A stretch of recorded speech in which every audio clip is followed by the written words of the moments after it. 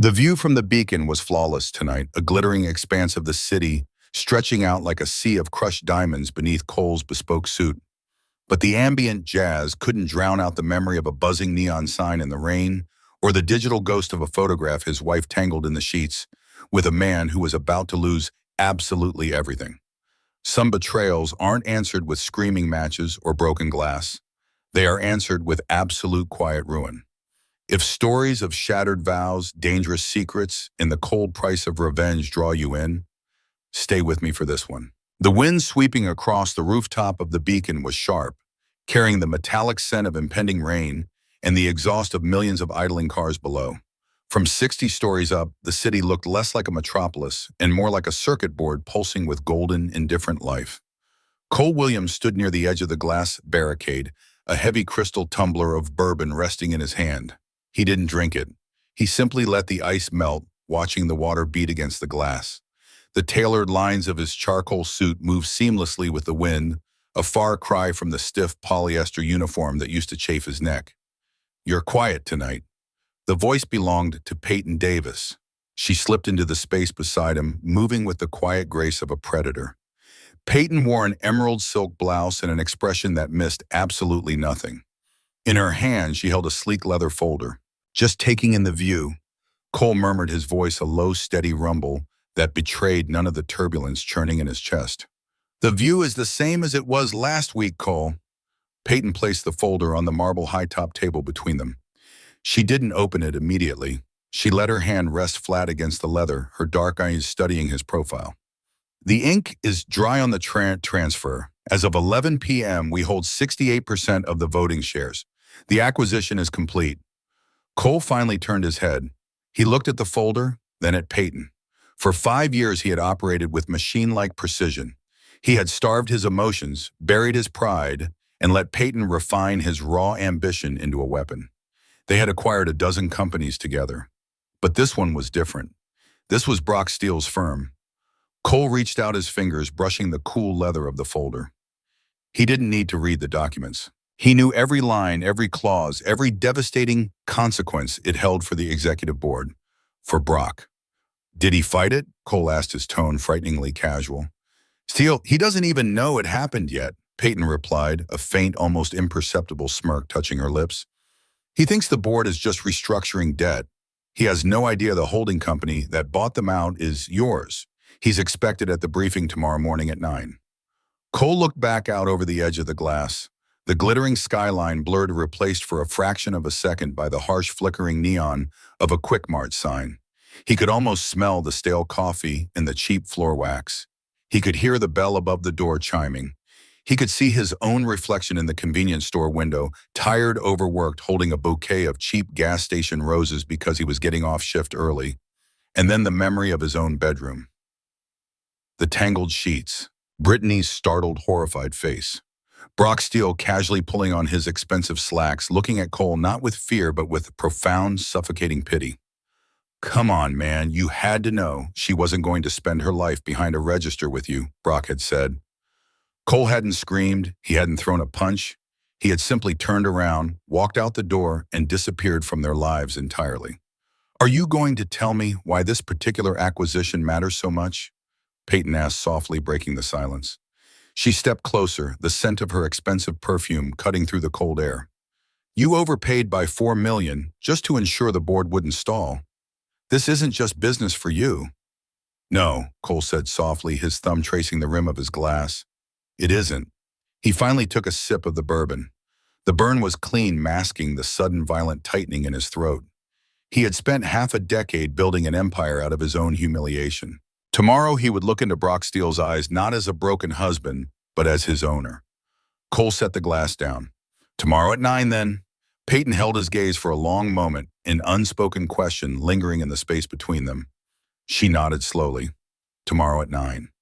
The executive boardroom on the 42nd floor was a marvel of modern corporate architecture, cold, expansive, and unforgiving.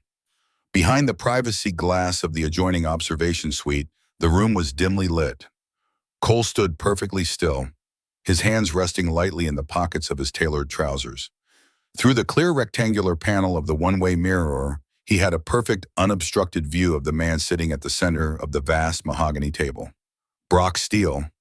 5 years had etched faint lines around Brock's eyes and slightly thinned his aggressively styled hair, but the posture remained largely the same. The arrogant lean, the way he draped his arm over the back of the chair, occupying space as if he inherently owned it. Yet as Cole watched with the stillness of a hunting hawk, the hairline fractures in the silver spoon facade became visible. Brock's knee bounced under the table in a rapid, restless rhythm. His expensive Rolex, a Daytona that Cole vividly remembered catching the dim light of his own bedroom lamp, flashed under the fluorescent bulbs as Brock obsessively checked the time. He was sweating.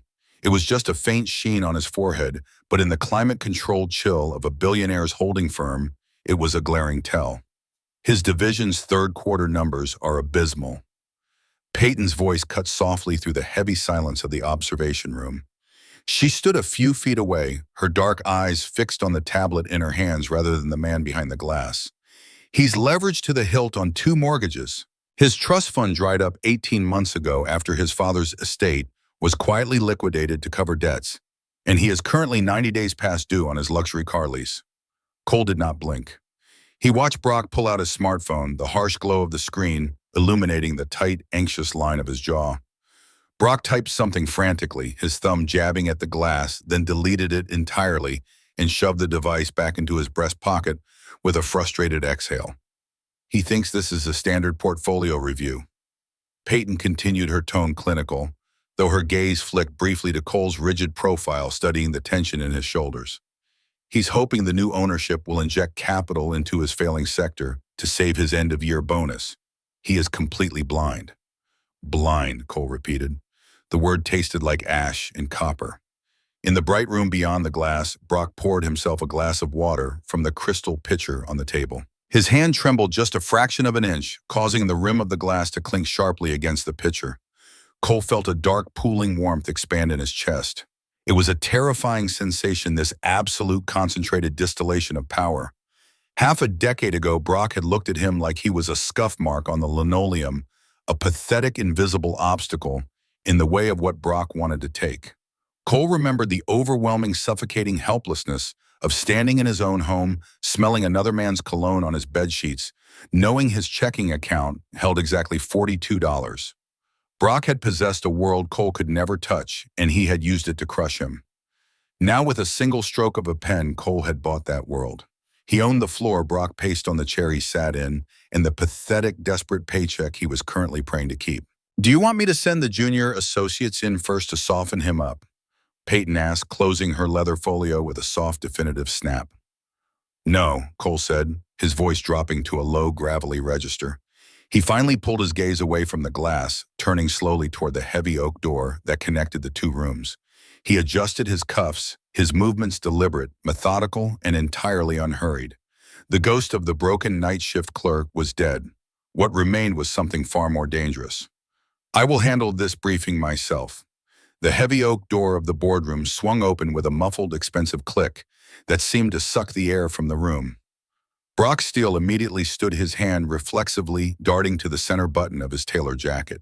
He pasted on a smile, a practiced, brilliant flash of white teeth designed to disarm older investors and charm reluctant boards. "Good morning," Brock began, his voice projecting the smooth, unearned confidence of a man who had never truly had to fight for his life. "I'm Brock Steele, Vice President of Regional Retail Operations. I want to thank you for taking the time to—" Brock's voice abruptly died in his throat. Cole stepped fully into the harsh white light of the boardroom. He did not extend a hand. He did not return the smile. He simply walked toward the head of the vast mahogany table, his footsteps silenced by the thick, sound-absorbing carpet. He moved with a terrifyingly still, measured grace, settling into the high-backed leather chair at the head of the room. Peyton entered a second later, a silent shadow sliding into the seat to his right, her leather folio resting untouched before her. Brock remained standing, his hand still frozen on the button of his jacket. The blood drained from his face with agonizing slowness, leaving his skin a pale, sickly gray. His eyes, wide and unblinking, locked onto Cole. The brain behind them was visibly struggling, misfiring as it desperately tried to reconcile the impossible image before him. He was looking for the exhausted night shift manager, the broken man in the cheap polyester vest with dark circles under his eyes. Instead, he found a man draped in thousands of dollars of custom wool exuding an aura of absolute crushing authority. Cole, the name slipped past Brock's lips as a breathless, ragged whisper. It wasn't a greeting, it was a plea to a ghost. "Mr. Steele," Cole replied. His voice was perfectly level, devoid of any anger or malice. It was the calm, detached tone of an executioner reading a ledger. "Please sit down." Brock's knees gave way. He collapsed rather than sat into his chair, the leather squeaking sharply in the oppressive silence. He looked wildly between Cole and Peyton, his chest rising and falling in shallow, panicked breaths. The devastating reality was finally breaching the walls of his arrogance. The anonymous buyer, the sudden hostile takeover, the firm that now held the mortgage on his overpriced condo, the lease on his car, and the very lifeblood of his failing career. "You," Brock stammered, a thin film of sweat breaking out across his brow. "You bought the firm.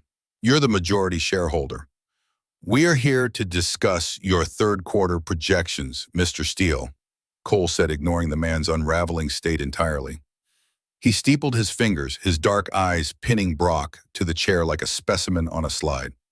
"Your regional retail division is bleeding capital at an unsustainable rate. You are heavily leveraged, your profit margins are non-existent, and your management style appears to be as careless as your personal life."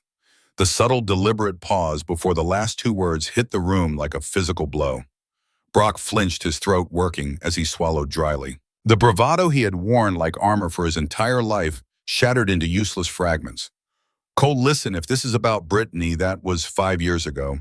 I swear I never meant for things to—" "You will address me as Mr. Williams," Cole interrupted, his voice dropping a fraction of an octave, freezing the air between them. "And we are not here to discuss my former wife. We are here to discuss the fact that your division is a liability I now own." Cole leaned forward, the ambient light catching the sharp, unforgiving angles of his face. He watched the frantic pulse beating in the hollow of Brock's throat, savoring the absolute intoxicating silence of a man who suddenly realized he had nowhere left to run. The penthouse was a fortress of glass, steel, and suffocating silence. High above the rain-slicked streets of the financial district, the ambient noise of the city was reduced to a low, rhythmic hum. Cole sat in the center of the sprawling, minimalist living room, the only source of light coming from the muted glow of his smartphone resting on the polished concrete coffee table. It was 2:14 a.m. He had spent the evening dismantling Brock Steele's career with surgical precision, analyzing spreadsheets and restructuring debt to ensure the man's inevitable, humiliating ruin. It should have been a night of profound victory. Yet the air in the apartment felt thin, heavy with an unseen pressure. The screen of the phone lit up, breaking the darkness. A notification pinged softly, a new voicemail from a number he had blocked half a decade ago, somehow bypassed through a new carrier or a borrowed phone. Cole stared at the glowing pixels. He didn't move. He knew with the instinct of a man who had spent years anticipating ghosts exactly who was on the other end of that digital line. Slowly, his hand reached out. His fingers, which had confidently signed away millions of dollars just hours prior, hovered over the screen. He pressed play. The audio hissed with static, followed by a sharp, shuddering intake of breath. "Cole?" The voice was thinner than he remembered, stripped of the vibrant, restless energy that used to fill their cramped one-bedroom apartment.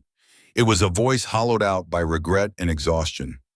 "I know you probably won't listen to this," Brittany whispered, the sound of passing cars audible in the background of the recording. She was outside somewhere in the damp chill of the city. "But I saw the news about the acquisition, about you." Cole closed his eyes, leaning back against the cold leather of the sofa. For 5 years, he had trained himself to forget the cadence of her speech, the way she dragged out his name when she wanted something, the way she laughed when they were young and foolish enough to think love could pay the heating bill. "Brock left me," she continued, her voice trembling, threatening to break. "A year ago, he threw me out the moment that his trust fund froze. I have nothing, Cole. I've been working shifts at a diner out in the suburbs, just trying to—" A stifled sob choked the audio. "I was so stupid. I was so young, and he made everything sound so easy. But he was nothing. He was a lie." Cole's jaw clenched. The muscles in his neck pulled tight as a phantom ache bloomed in his chest, not a longing for the woman she was, but a raw, scraping reminder of the humiliation he had endured. "I'm sorry," the voicemail crackled, the desperation bleeding through the tiny speaker.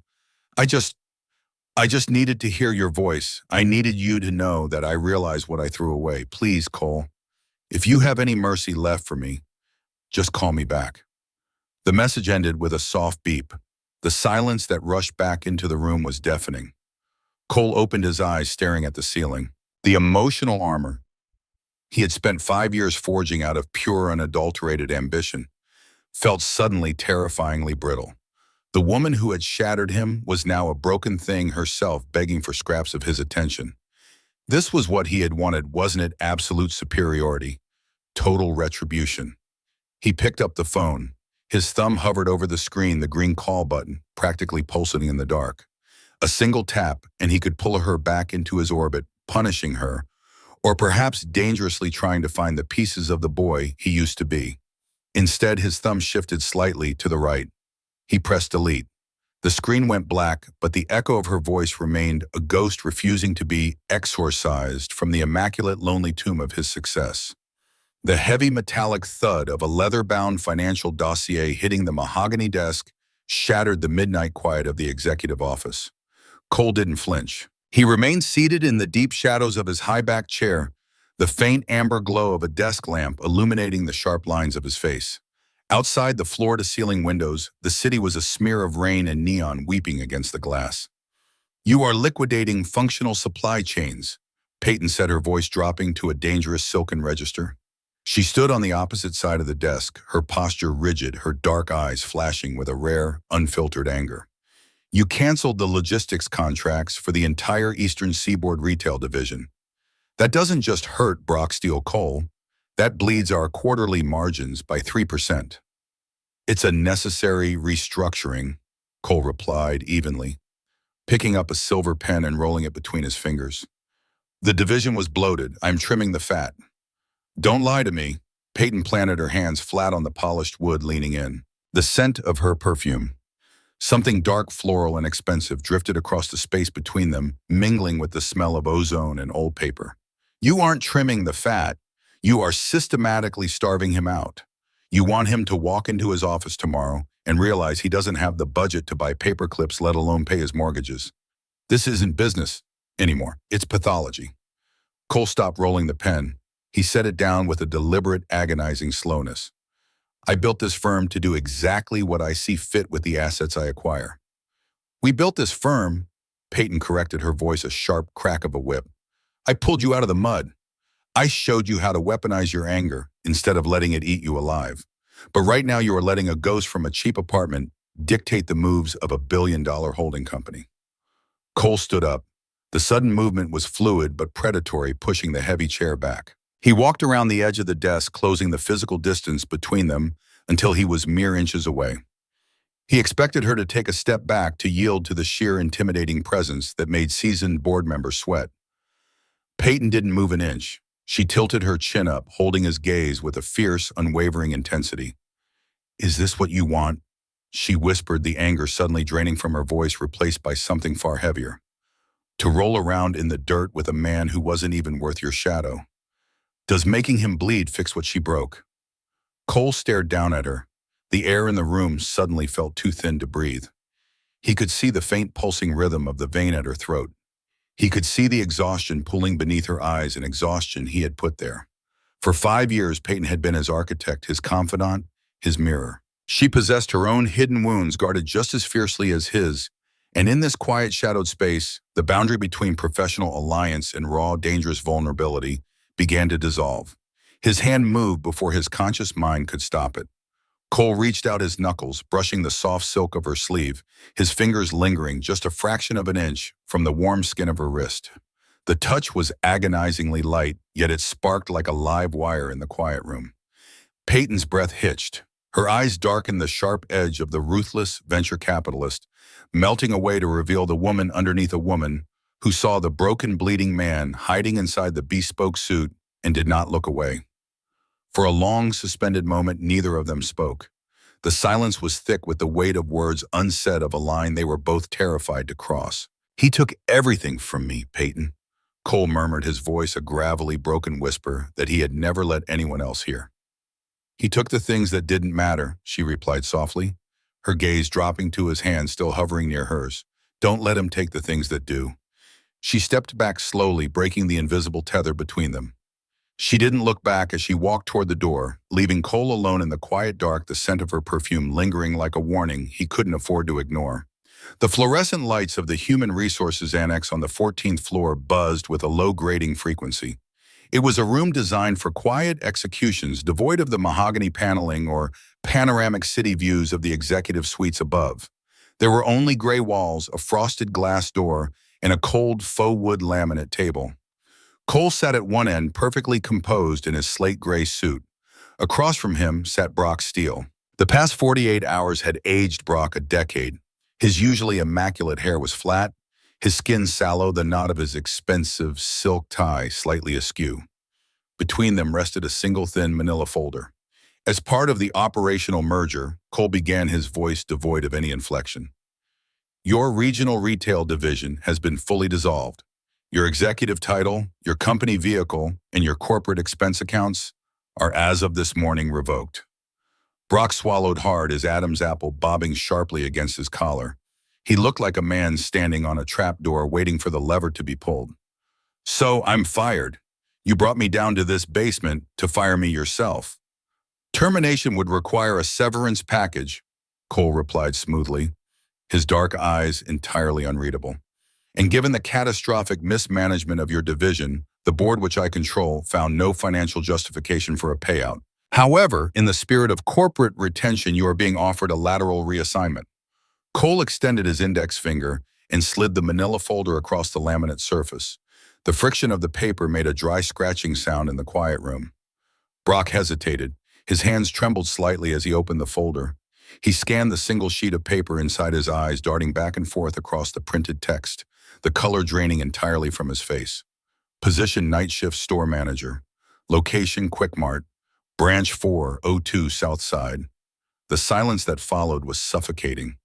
Brock stared at the words, his brain violently refusing to process the sheer deliberate cruelty of the assignment. A convenience store. The graveyard shift. "This is a joke," Brock whispered, the paper rattling in his shaking hands. He looked up, a manic, disbelieving light in his eyes. "You want me to run a gas station? You want me wearing a polyester vest and mopping floors at 2 in the morning? It is the only position currently available within our subsidiary retail network." Cole set his tone as casual as if he were discussing the weather. "You have $300,000 in outstanding personal debt, Mr. Steele. If you decline the reassignment, you forfeit your salary entirely. The bank will foreclose on your condo by the end of the month." Brock's breathing turned ragged. He stared at Cole, his eyes bloodshot and wide with a mixture of terror and sudden blinding rage. He searched Cole's face for a smirk, a sneer, any sign of the gloating victor he desperately expected to find. He found nothing. Cole merely looked back at him, his expression an absolute void. He had waited 5 years for this exact moment. He had meticulously engineered this trap, anticipating the rush of euphoric justice when he finally crushed the man who had stolen his wife and stripped him of his dignity. Yet as he watched Brock's arrogance shatter into a million jagged pieces of pathetic desperation, Cole felt no triumph. The warmth he had expected to flood his chest was entirely absent. Instead, a cold, hollow sensation began to spread through his ribs. Brock was not a titan brought low. He was just a weak, heavily indebted middle manager crying over a paycheck. Destroying him didn't make Cole feel powerful. It made him feel utterly, terrifyingly empty. The revenge was complete, but the broken pieces of his past remained exactly where they were. "You have until 5 o'clock to sign the acceptance form," Cole said softly. He stood up, buttoning his suit jacket with mechanical precision. He turned and walked toward the frosted glass door, leaving Brock sitting alone under the buzzing lights, staring at the ashes of his life. Cole stepped out into the hallway, the victory resting on his tongue like a bitter metallic poison he couldn't spit out. The beacon was crowded for a Thursday evening, a steady hum of wealth clinking crystal and polite conversation vibrating against the backdrop of a live jazz trio. Cole stood at his usual corner table near the glass partition, nursing a neat scotch. He was waiting for Peyton to review the final quarterly projections, though the documents in his leather briefcase felt heavier than usual tonight. The bitter, hollow aftertaste of his encounter with Brock still coated his throat, a victory that felt remarkably like ashes. Suddenly, the polished, atmospheric rhythm of the room fractured. A woman pushed past the velvet rope at the entrance, ignoring the alarmed protest of the maitre d'. She did not belong here. Her trench coat was damp from the city drizzle, the fabric slightly frayed at the cuffs. Her hair, once styled with meticulous, expensive care, clung flat to her pale cheeks. Brittany. Cole went completely still. The scotch in his hand caught the ambient, amber light, the only stable anchor in a suddenly spinning room. She spotted him almost instantly, as if drawn by the invisible gravitational pull of their broken history.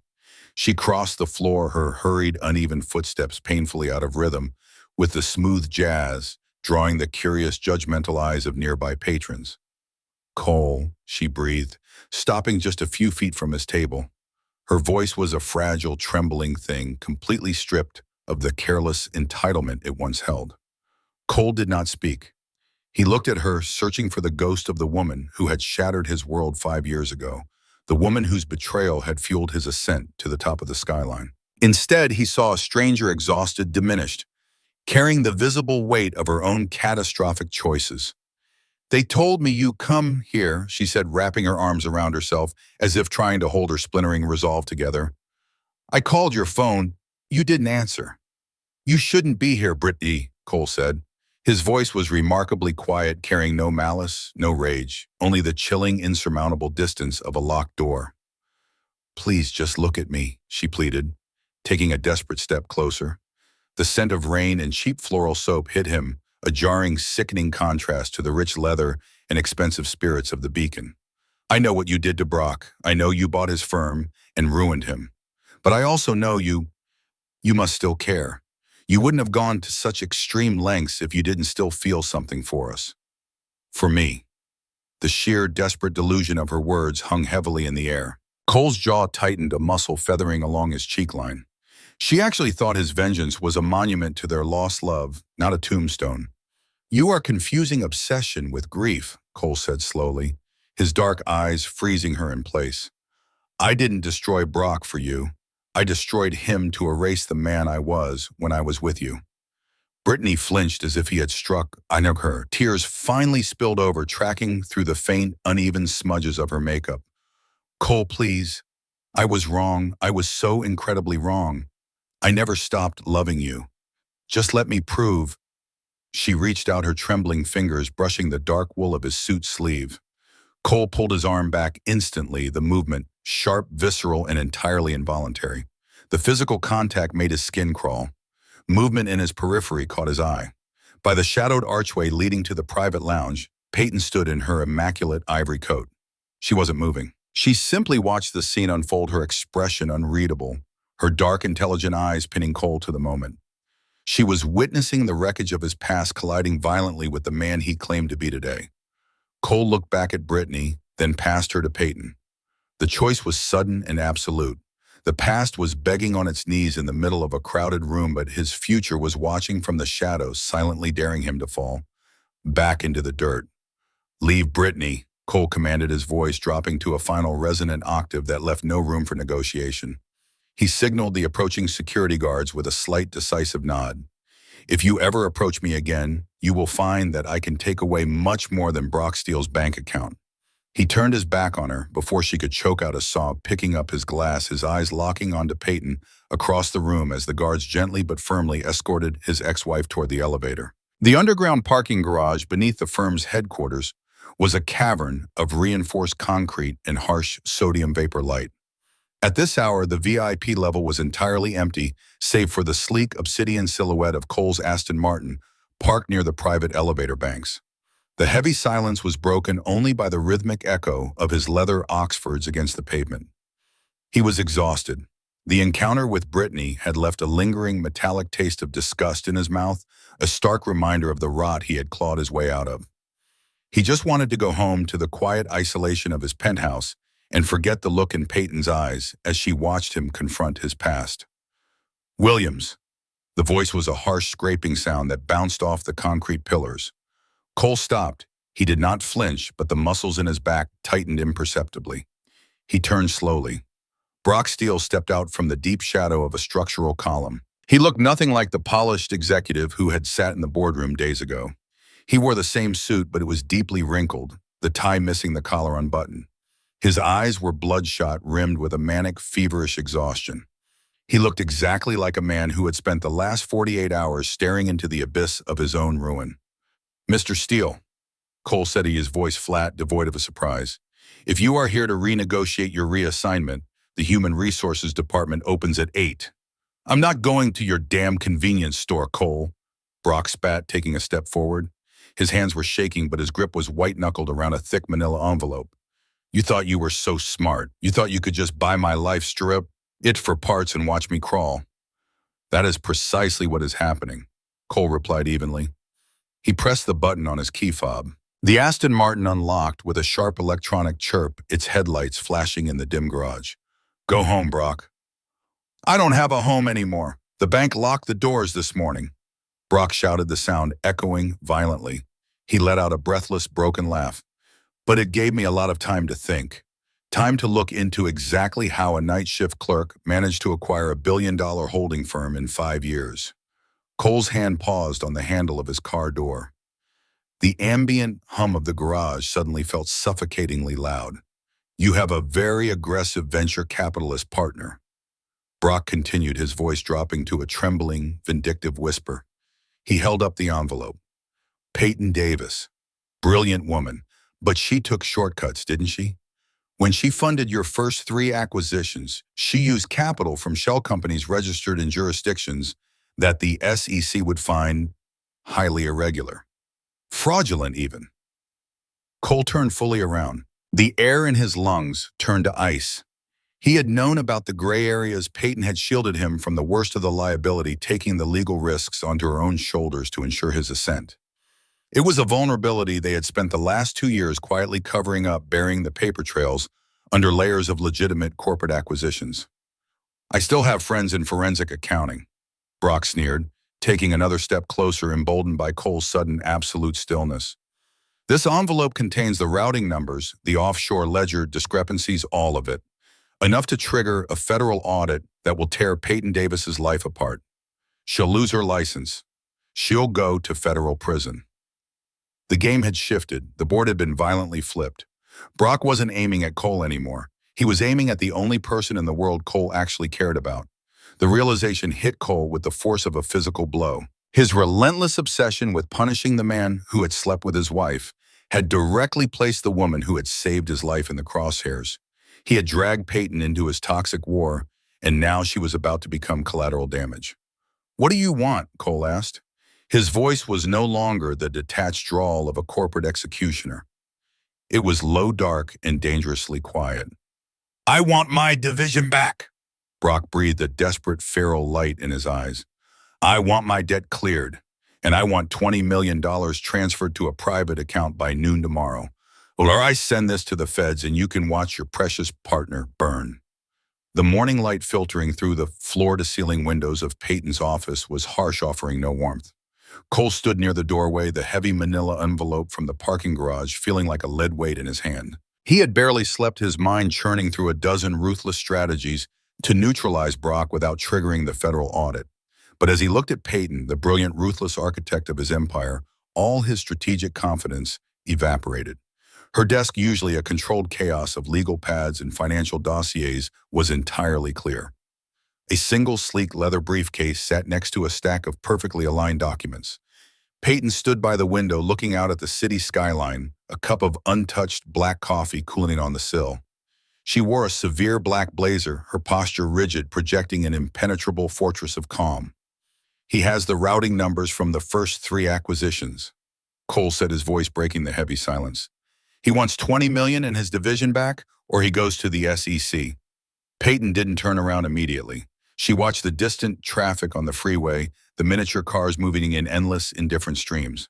When she finally faced him, her dark eyes were stripped of the quiet, dangerous intimacy they had shared just nights ago. They were cold, assessing, and utterly detached. "I know," she replied smoothly. His forensic accountant tried to access one of our dormant shell company ledgers at 3 a.m. My security protocols flagged it. Cole took a step forward, a sudden desperate instinct to protect her flaring in his chest.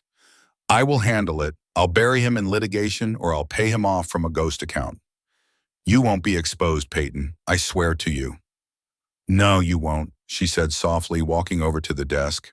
She picked up a silver pen and signed the top document on the stack with a fluid, practiced motion. She slid it across the polished mahogany toward him. Because I am removing myself from the blast radius. Cole looked down. It was a formal severance of partnership. A legally binding withdrawal of her active role in the holding firm, transferring her liabilities and effectively dissolving the shield she had always provided him. Peyton, the name caught in his throat, rough and unfamiliar. I told you, Cole, she interrupted, her voice dropping to a low, precise whisper. I warned you not to let a ghost dictate the moves of a billion-dollar company. You couldn't let it go. You had to drag him down into the dirt, and in doing so you dragged our entire legacy down with him. I built you into a weapon, but I refuse to be the collateral damage when you pull the pin on a grenade. You're walking away, Cole stated, the reality settling into his bones like frost. He had spent 5 years terrified of being abandoned again, but this time it wasn't a betrayal. It was a consequence. I am protecting my freedom and my life's work, Peyton corrected, picking up her briefcase. She didn't look angry anymore. She looked profoundly disappointed, which somehow hurt infinitely worse. You wanted to ruin Brock Steele to prove you weren't the pathetic clerk he laughed at. But look at yourself. You are perfectly willing to risk my federal indictment just to win a pissing contest with your ex-wife's lover. You haven't moved on at all. You're still standing in that bedroom letting him destroy you. She walked past him, her heels clicking sharply against the hardwood floor. The scent of her perfume, dark, floral, expensive, lingered in the air, a cruel phantom of what he had just lost. Cole didn't turn to watch her go. He stood alone in the center of the immaculate sunlit office, the silence ringing in his ears. He had his billions. He had Brock exactly where he wanted him. But as the heavy glass door clicked shut behind Peyton, Cole realized with a suffocating absolute certainty that he was completely terrifyingly alone. The digital clock on the corner of Cole's encrypted dual-monitor setup flipped with a silent, glowing finality. 11:47 a.m., 13 minutes until noon. 13 minutes until Brock Steele forwarded a dossier of legally devastating forensic accounting to the Securities and Exchange Commission. Outside the floor-to-ceiling windows, the city was entirely swallowed by a thick, oppressive fog, reducing the skyline to a gray, formless void. Inside the office, the silence was absolute. Peyton's absence was a physical weight in the room, a phantom limb that ached with every passing second. Her pristine desk stood empty across the hall, a brutal reminder of the collateral damage Cole's vendetta had already inflicted. On the primary monitor, the offshore banking portal was open. The routing numbers Brock had demanded were inputted perfectly. The sum $20 million sat in the transfer field, a glowing white font against a stark black background. It was a fraction of Cole's net worth, easily written off as a ghost acquisition. It was the price of Peyton's freedom. It was the price of his own peace. All he had to do was click authorize. Cole's hand rested on the polished mahogany desk, his finger hovering a millimeter above the mouse. His jaw was clenched so tightly that a dull, radiating ache had settled into his temples. If he paid the money, he protected Peyton. But he also surrendered. He would be handing the leash back to the man who had looked at him with profound pity in that cramped, cheap bedroom 5 years ago. Brock would win, crawling out of the wreckage Cole had engineered, infinitely richer and permanently holding the power to destroy them. The private line on his desk phone vibrated, a harsh, buzzing intrusion in the quiet room. Cole didn't look at caller ID. He pressed the speaker button, leaning back slightly in his heavy leather chair. "Tick-tock, Williams." Brock's voice drifted through the high-fidelity speaker. The manic desperation from the parking garage was gone, replaced by a smug, greasy arrogance. He was calling from somewhere loud, a busy street, perhaps a cafe. He sounded like a man who already considered himself a millionaire again. "I'm looking at my app. The escrow account is still empty. You have 12 minutes before I rein in the woman who built you." Cole stared at the glowing 20 million on his screen. The cursor blinked rhythmically, a digital heartbeat. You don't care about the SEC. Cole set his voice a low, gravelly rasp that barely disturbed the air in the room. You just want your life back. A life you couldn't afford on your merit. I want what's mine. Brock snapped, the veneer of smugness cracking slightly. You took my division. You took my dignity. I'm taking my tax. Wire the money, Cole. You know you don't have a choice. You're just a glorified cashier who got lucky. And right now I hold the register. 11 minutes. The line went dead with a sharp click. Cole sat perfectly still. A glorified cashier. The words echoed in the cold expanse of the office. He closed his eyes, and for a terrifying second, he was back in his old uniform, smelling the stale floor wax, hearing the chime of the door, feeling the crushing, suffocating weight of being utterly powerless. He opened his eyes.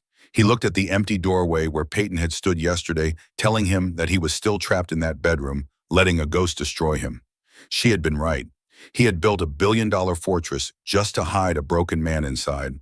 Slowly, deliberately, Cole moved his hand. He did not click authorize. Instead, he closed the banking portal entirely. The screen went dark. He picked up his secure mobile phone, bypassing his usual contacts, and dialed a number that bypassed corporate, entirely his private intelligence contractor. He wasn't going to pay, but he wasn't going to get Peyton Byrne either. It's Williams, Cole murmured as the line connected. Execute the contingency on steel. Burn it all to the ground. The digital clock on the desk shifted to 12:01 p.m. The deadline had passed. The $20 million remained firmly secured in the encrypted offshore accounts of the holding firm. Cole stood by the floor-to-ceiling window, his hands resting casually in his trouser pockets. The dense fog that had choked the morning was beginning to thin, revealing the damp concrete veins of the financial district below. He was looking down at an intersection exactly 3 blocks away, the precise location his private intelligence contractor had traced Brock's burner phone to. Brock had thought he was playing a game of chess, completely unaware that Cole owned the board. While Brock had spent his desperate sleepless nights trying to dig into Peyton's legally gray acquisition ledgers, he had fundamentally misunderstood the nature of the man he was trying to blackmail. Cole had not spent 5 years building a billion-dollar machine without installing a kill switch. During the initial due diligence of the hostile takeover, Cole's forensic team had uncovered something far more concrete than shell company routing numbers. They had found Brock's personal ledgers. For over 4 years, long before the trust fund dried up, Brock had been systematically siphoning millions from his own division's pension fund to maintain his extravagant lifestyle. It was a pristine, undeniable trail of federal fraud. Cole had kept the dossier locked away initially, intending to use it as leverage if the board resisted the buyout. Today it became the weapon of execution. At 11:50 a.m., 10 minutes before the deadline, Cole's contractor had bypassed Brock's frantic attempt to contact the SEC, permanently freezing his cloud access and wiping the stolen files remotely. Simultaneously, a heavily encrypted email containing the complete embezzlement dossier was delivered directly to the regional director of the FBI's white-collar crime division. Down on the street level, 60 stories below, the silent drama finally unfolded. Even from this height, Cole could see the sudden aggressive convergence of 3 unmarked black SUVs pulling up to the curb outside a high-end cafe. Tiny figures emerged, moving with sharp tactical precision. The flashing red and blue lights cut through the grainy afternoon, reflecting off the wet asphalt. Cole's secure mobile phone buzzed once on the desk behind him. A single text message from his contractor lit up the screen. Target secured. Devices confiscated. Federal custody. It was over. Brock Steele was no longer a threat. He was a disgraced, ruined felon facing a decade in federal prison. He would lose his freedom, his remaining assets, and whatever pathetic shreds of dignity he had clung to. He had been utterly, permanently crushed beneath the weight of the man he had once mocked in a cramped suburban bedroom. Cole watched the black SUVs merge back into the city traffic, carrying the ghost of his past away forever. He waited for the rush of euphoria.